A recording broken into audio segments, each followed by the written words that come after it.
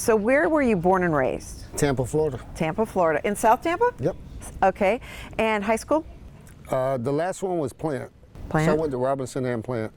And when did you find out you were under suspicion of doing something wrong? Well, I really didn't know I was under suspicion at all. I mean, the guy basically said he was doing an investigation. Would I bite into a piece of beeswax on a Saturday morning? And I said, yeah, I didn't do nothing. So then next thing I know, I'm in jail. They offered polygraph tests. I took those. I passed 3 of those. That still wasn't enough to prove my innocence. Had you ever been in trouble before? Yeah, I had. What kind? So I went into, it says car parts. That's not true. So they can't find any of the records. So what happened was we stayed on MacDill and Azeel. And I walked down the neighborhood. I think it was Matanza. And there was an empty house with a for rent sign. And I walked up to the house and I opened the door. I went in, I walked around. It's just an empty house. I didn't break nothing. I didn't steal nothing. So when I walked back out, to show you how the cops were in those days, a cop car was driving by, seen me walking out of the yard and says, "What are you doing?" I said, "I was just looking at the house." And he says, "Well, you're going to jail." He got me for trespassing, breaking and entering, and grand theft. But that was the only trouble you'd been Yeah, in. but I didn't steal nothing. I didn't break nothing. I did not break in. Even the owner says I didn't break in. Did you do any time for that? Oh, 2 years probation. 2 years probation, but Yes. never behind bars? No. Did your family try to fight it?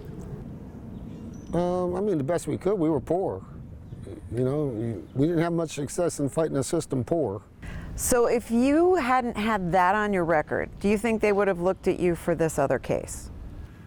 Yeah, I think it had a lot to do, well, even the cop admits that, well, they asked him a question specifically, when was he your sole suspect?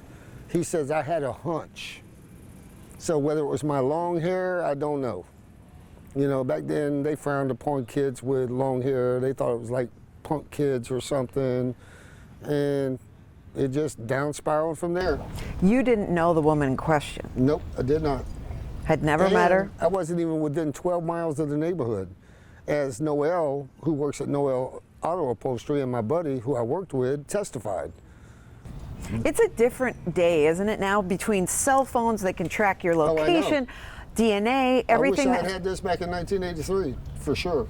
What were you thinking as it was developing and you started to feel like they're closing in on me here and I'm not? No, I never felt that at all because I had done nothing wrong. I didn't feel like they were closing in. Like, they started a cat and mouse game is what I call it now. I look back on it. So where I worked at, so there's 3 things. There's where I worked, Noel's Auto Upholstery. Across the street was the Journey's Inn Bar, which no longer exists, and a little general store next to it. So that's the 3 places I frequented every day.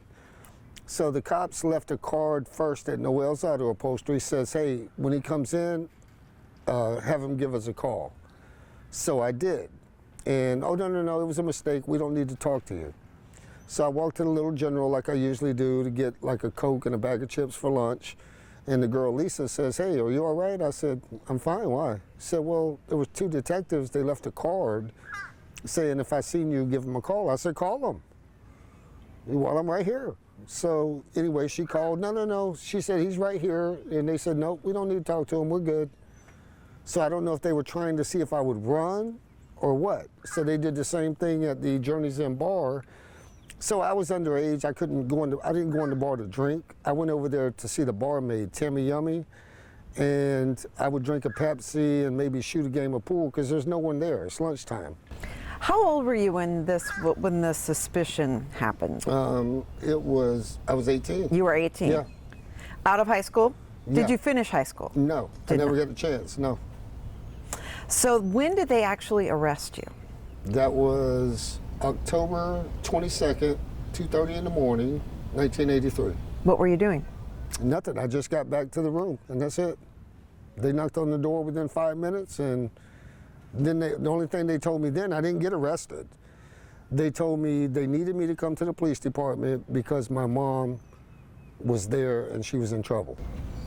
So they lied to you. So I think something happened to some of my family. So yeah, they lied to me. So I get downtown and they said, oh, Detective Saladino will be here soon and he'll explain everything.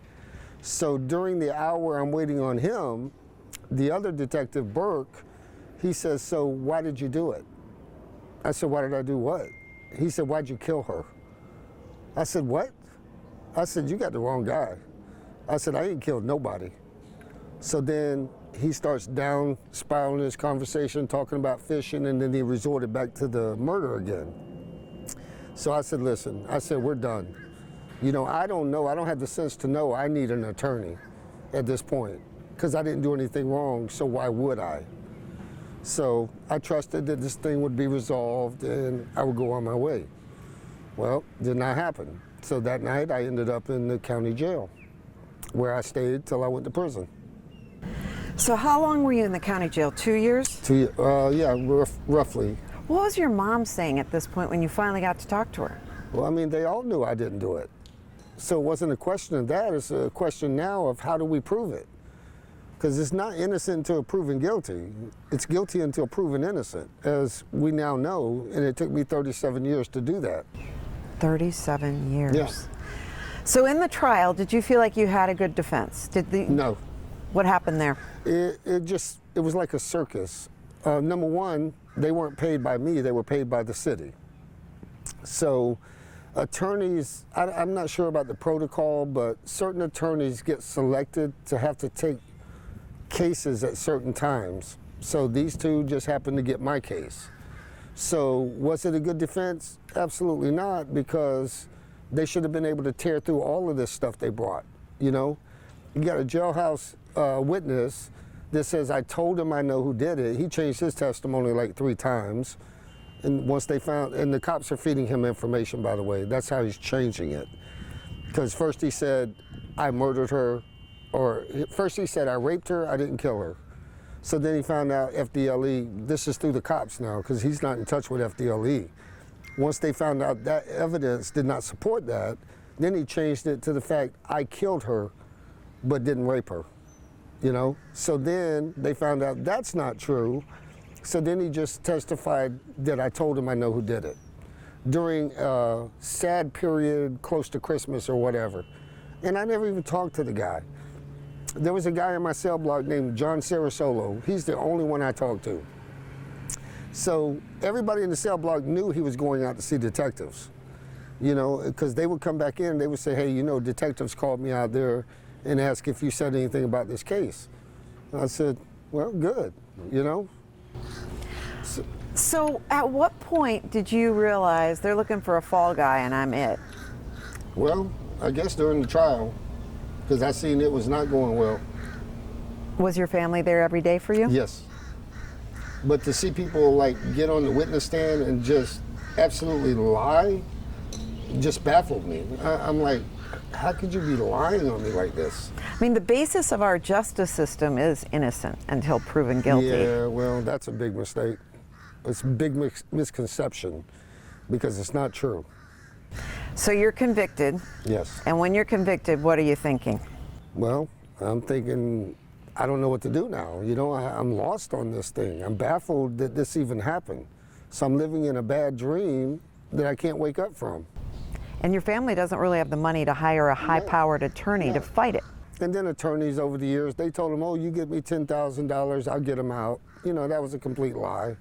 They were just saying, give me $10,000 and I'll file a 3.850 or whatever. You know, and then when I went on death row, of course, I had a public defender.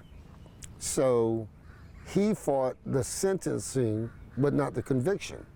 So I was not happy about that.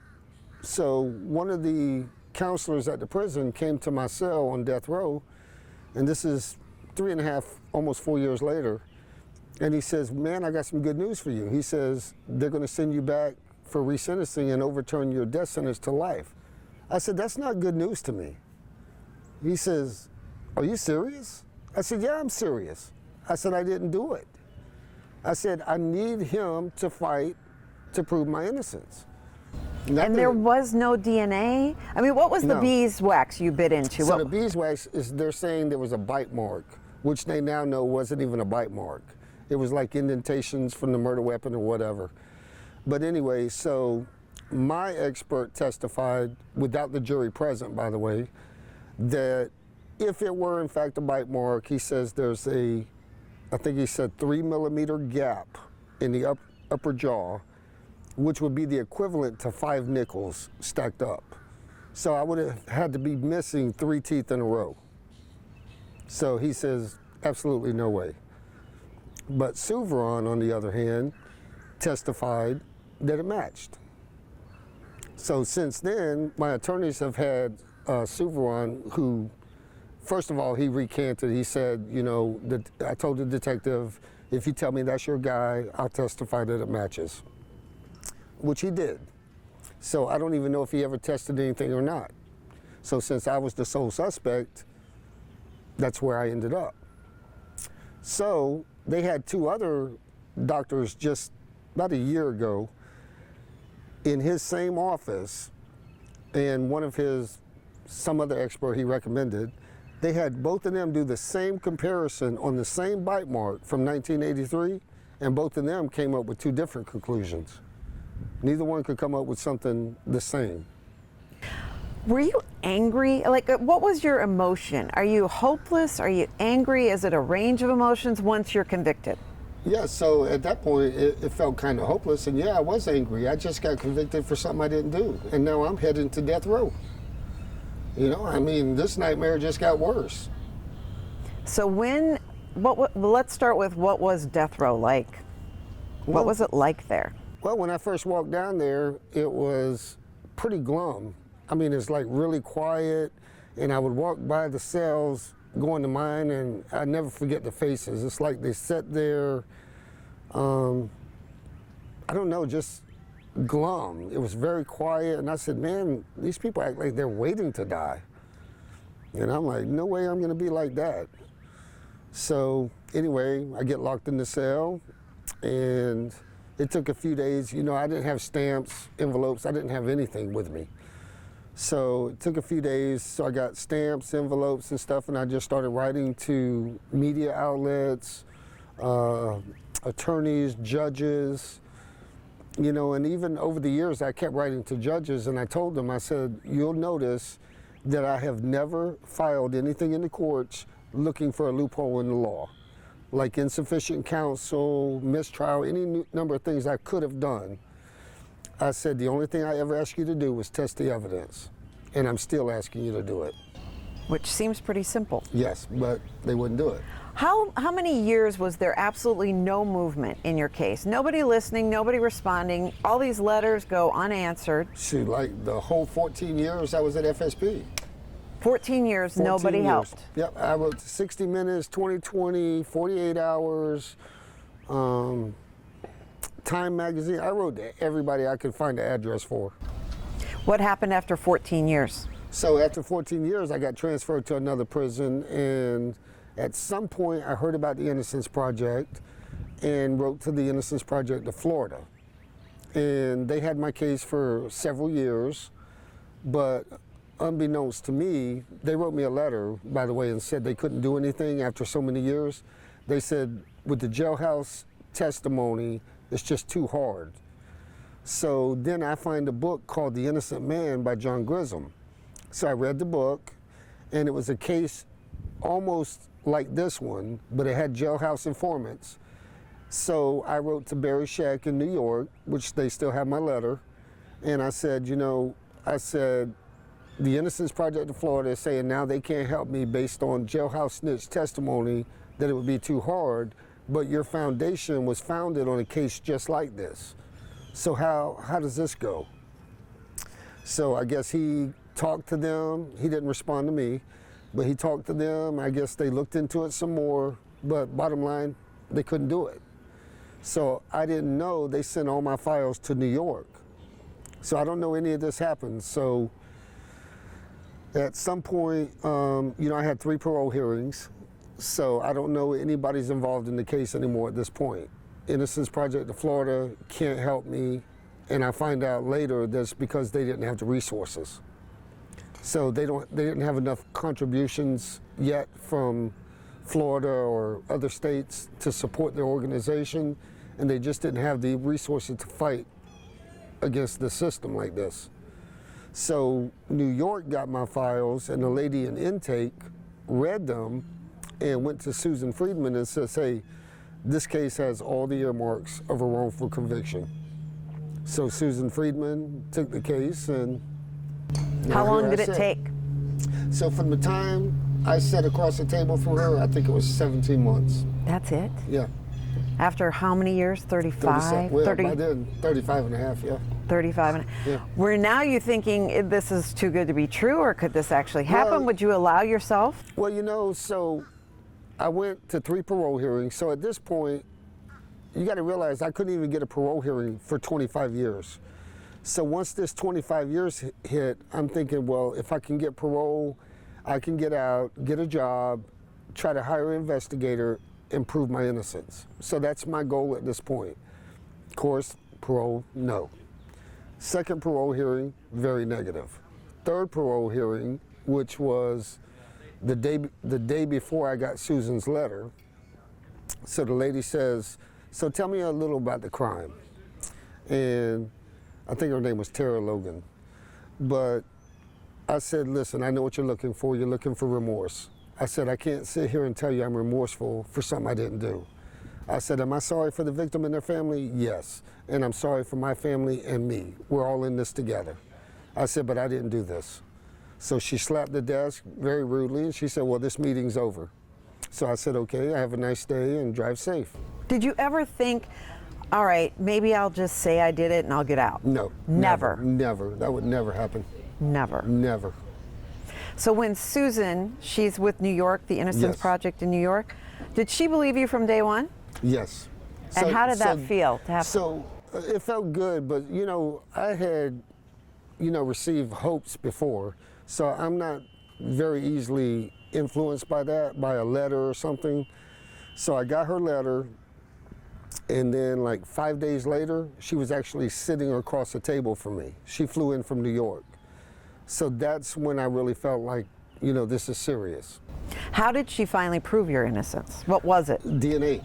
It was DNA. Yes. So she got with Andrew Warren in the Conviction Review Unit, which they have no more. But she got with him. He says, get with my assistant, Teresa Hall, and she'll look at it. So Teresa Hall read it, Andrew Warren read it, and they said, you know, he didn't do this. We're absolutely sure of this. So that's before we even had DNA. So they were ready to pursue it on another level, because at that point we had no DNA. So anyway, Teresa Hall found the evidence. This is somebody in the district attorney's office, the same people that did this to me before, the same office. But now with honest people in there, she actually found the DNA to test. Yeah, it's amazing. So then her and the Innocence Project found a lab that they wanted to send it to. They both agreed. They sent it on, I think it was a Tuesday. Tuesday they came to the prison, did a swab of my mouth. By Friday night, which I didn't know till Monday, by Friday night they had the results. And not only did they, so they had to prove me innocent first before they could put it into CODIS. So once they proved my innocence, they put it into CODIS and found the 2 guys that really did it. Wow. And they were already in prison for? Yes, for other murders. For other Yes. murders. Did you know them? Nope. No. How did it feel once you knew you were getting out of prison? Well, like I said, I've been disappointed many times over the years, so I still wasn't that excited. So once I walked out the door, I felt better about it. And you hugged your mom? Oh yes, I did. Who else was there? Susan, my mom, and my sister, my older sister. What's it like to have freedom after 37 years? Well, it was amazing. It was challenging, because think about it. When I was 18, I went into a world I didn't understand. And then when I'm 56, I come back into a world I don't understand. How is it now?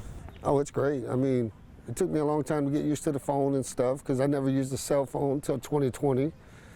So, you know, never went in a Home Depot until 2020, never seen self-checkout and laptops and all this stuff, you know. What do you do? How do you even restart your life after that long? Well, I started working as soon as I got out. How did this job come about? So my buddy Richard was coming here to do an interview with Aaron Lucas about the water department.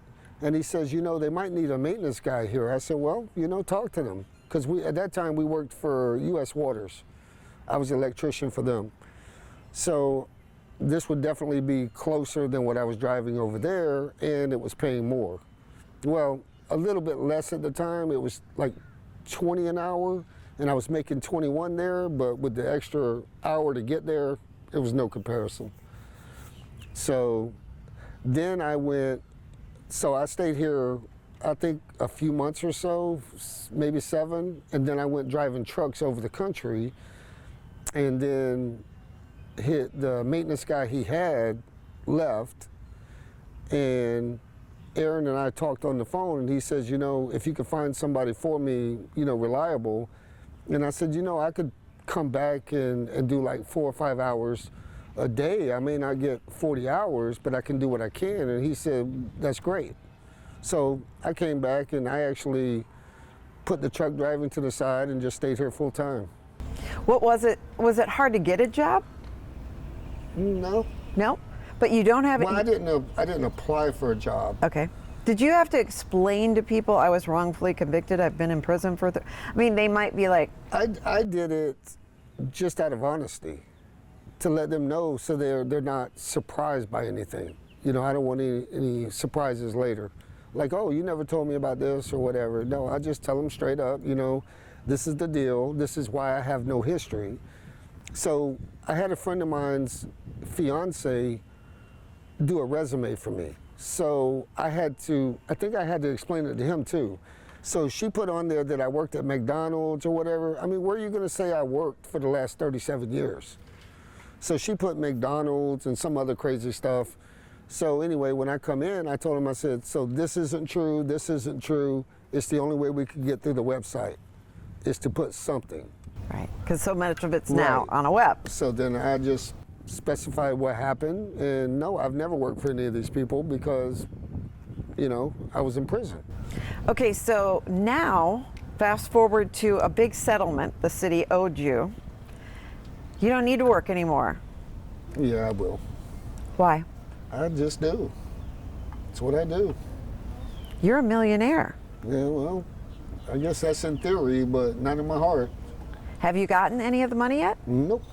How long does that take, do you know? No idea. There's no timeline on this. I'm not sure. Do you have an attorney working on it? Yeah, the Levy and Levy. Okay. So I imagine the city will cut a check for you at some point. At some point, yeah. What do you plan to do with the money first? That's a lot of money. Will you buy something nice? It's in the money market. Gain some interest on it? Yeah. Is there anything you're really wanting to do with that money?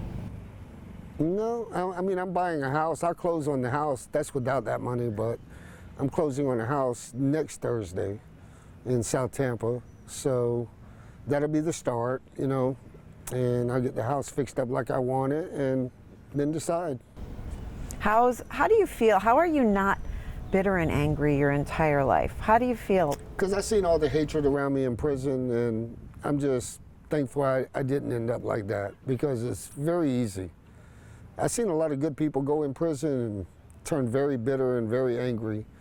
You know, and some of the guys are there for something they did, and they're still bitter and angry. They hate the cops, they hate the guards, they hate each other. You know, I don't want to live like that. Did you keep a positive attitude all those years? Of course. I mean, it wasn't easy. I mean, you know, at some points you feel dejected and just like there's just no other options. It's kind of like the last parole hearing I had.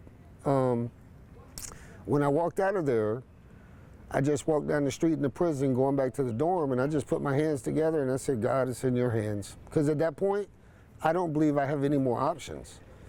So I don't know what I'm going to try next, you know? So it was amazing. That night, I received a notice that I had a legal letter. I picked it up the next day. It was from Susan Friedman. Wow. Did you stay faithful all those years? Yes. How was your mom doing with this, and your sister? Well, my sister passed away probably 6 months after I got out. Oh, goodness. But your mom? My mom's still here, yeah. So, Did she communicate with you all those years and write letters, come see you? Yeah, to the best she could, you know. That's gotta weigh hard on a mom. Yeah, well, it wasn't easy for her because she's left-handed and her wrist got broken, so she really writes in like a scribble you can't hardly read. But even the scribble she sent, you know. Anything to know that there were people there Exactly. who had your back. What do you like about working here? You know, it's a family-friendly atmosphere. All the staff get along great. We have no issues. You know, if negative people like get in this environment, they don't stay long. You know, everybody gets along great. All the departments work well together. You know, and we have a general manager we can approach about any problems, and they're resolved. So it's just, if you look around you, I mean, this club didn't look like this. He could probably show you pictures from what it was just several months ago to what he had them do to bring it to this premier status. How did you learn to do all the things you can do? Well, it's like I said, I learned most of it from my dad, and then from that point on, if I walked up to an air conditioner or a boiler or whatever, I would just look at it, figure out the functions, and figure out what was wrong in the chain of computer stuff to not make it function. And You could have been an engineer. Well, I didn't want to be. So, do you spend any time thinking what you lost? No, it's too late for that. I did enough of that there. You know, like wondering, you know, even 15 years into it, wondering, well, if I could prove my innocence now, I could still get out, have children and a wife and all this stuff. But it didn't happen. You Now know? you take it day by day and just look Yeah, ahead? Exactly. So it's kind of like a story I heard. It's your windshield is for looking forward, and your rearview mirror is only to be used as a reference. You know, that is not to dictate your life or where you're going, because if you keep looking in the rearview mirror, you're going to crash. No, so just keep looking forward. Use that rearview mirror and your past as a reference. Do you have any dreams now? Yeah, like I said, to get the house, and I was thinking about maybe even trying to adopt a couple children, maybe siblings, so they never get split up, you know, and give them a decent home. You'd still like to be a dad? Yes, still would. Well, I think there's so many people that their heart goes out to you, and even though $14 million is a lot of money, it can't Well, remember, make up. I'm not getting $14 million. Yeah, how does that break down, by the way? Not well. Not well. You'll Yeah. get a few million? No, I'll get like maybe half or a little less. But Okay. it's fine, you know, because it's done. Was there anything you want to spend the money on? No, not unless my mom wants something, or, you know, help my family out when I can, but no. It's clearly not about the money. No, it has nothing to do with the money. The money can't possibly restore anything I lost, you know? It can only provide a better future for me and my family. How old are you now? 59. 59. Well, I hope you have a good another 37 years to enjoy your life So out here. I live off my salary right here. That's it. I don't live beyond my means, even though my means seem to be more now, but I still don't live like that. Quick question, Gordon. Anything you want to ask? No, I was just going when were you at the lowest? Look Yeah. at her when you answer. The lowest? When was Yeah. the lowest? When you got to death row? Oh Or? yeah. Was that the low? When I walked in that door and the door slammed, yep, that was the lowest. I was in an empty cell, didn't even have a mattress in it or anything. I was just in an empty cell on a steel bunk, and I was thinking, what happened? How did I You get know? here? Yeah, and I guess at some point, because remember, they drove me to death row like 2:30 in the morning. So, you know, I guess by this time, by the time I went through the process, it was like late afternoon or something. I don't know. I lost track of time, but I guess at some point I just wore myself out and fell asleep. And did you run across other people on death row or in prison in general who were innocent that you believed were innocent? Yes. So there's a couple of cases in particular. One is Jesse DeFaro. So Jesse DeFaro is the one that when they put him in the electric chair, the helmet caught on fire because the maintenance director at that time, instead of using a natural sponge, he bought some synthetic sponges from Walmart, cheaper. So it caught fire. So Jesse DeFaro and his wife, Sonny Jacobs, they were picked up a hitchhiker or something. I don't know the whole story, but by the time the hitchhiker was on his deathbed and recanted and said, they didn't do this, I did it, he had already been executed. So she was released from prison. You know, so that's very sad because I knew Jesse. Jesse was a nice guy. I knew his mom. And, you know, he had a little daughter there, Tina. And then you had a guy named Buford White. So Buford White admittedly did a crime, but not something to be put to death for. So he and his buddies went to a dope house or something, supposedly to rob some Jamaicans of their dope and money. And when they got ready to leave, his buddy says, we can't leave them alive. He said, no, no, no. I didn't come here to kill nobody. He says, if they come after us later, we'll deal with it. So he walks out of the house. So all the guys that admittedly committed murder turned state on him, saying that he went outside to make sure nobody made it out alive. So he is the only one out of the whole bunch that got the death sentence and was executed. You got off death row after 14 years? No, I got off death row after 4. After 4? Yeah. That's when they commuted it to a life sentence? Right, so I stayed at FSP because when I came off death row, no other institution would take me because I'm from death row.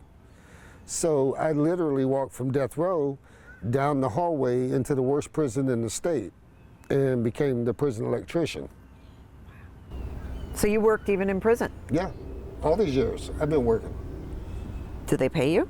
Of course not. Nothing? Nothing. No extra benefits, no extra anything? No extra benefits and all the aggravation I could stand.